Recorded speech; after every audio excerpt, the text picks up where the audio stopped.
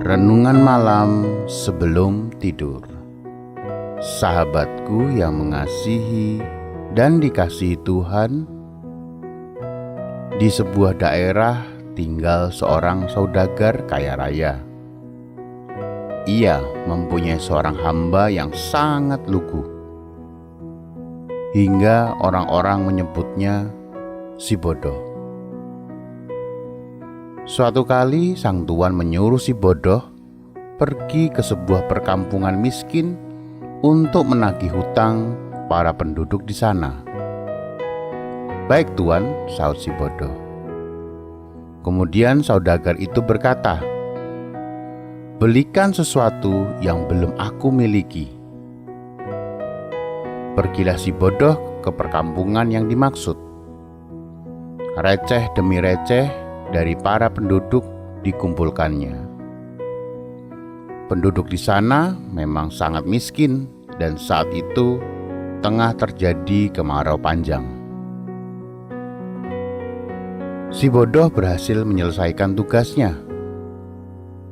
Dalam perjalanan pulang, ia teringat pesan tuannya untuk membeli sesuatu yang belum dimiliki tuannya.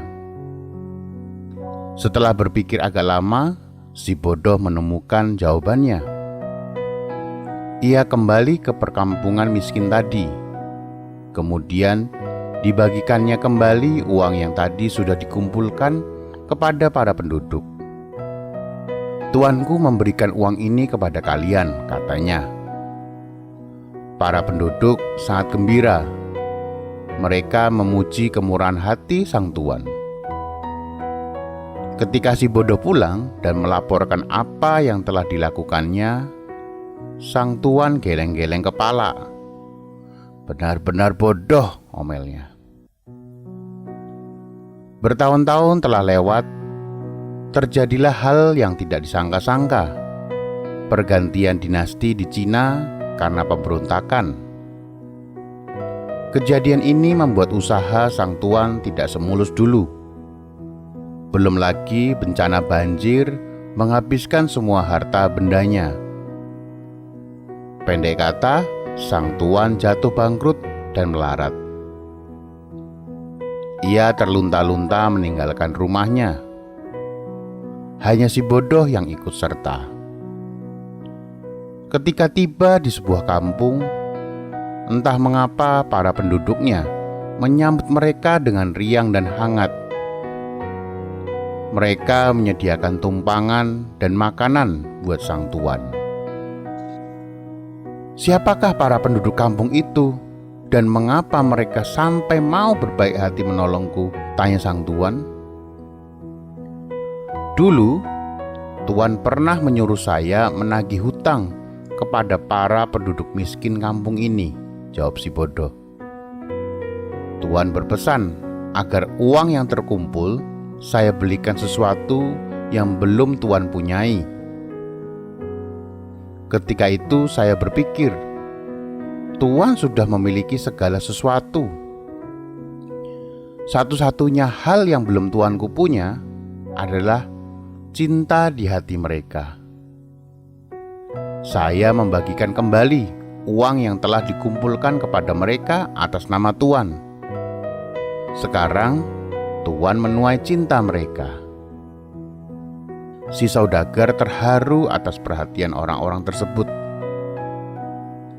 Sahabatku, ketulusan hati seseorang seringkali dianggap sebagai sebuah kebodohan. Tapi orang yang memiliki ketulusan hati akan berusaha untuk memberikan yang terbaik kepada orang yang dilayani, sekalipun ia harus mengesampingkan urusan pribadinya.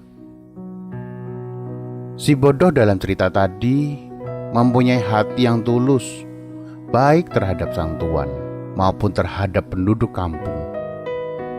Ia tahu melakukan yang terbaik. Awalnya mungkin ia dianggap bodoh, namun kebaikan yang ditaburnya ternyata berbuah kebaikan.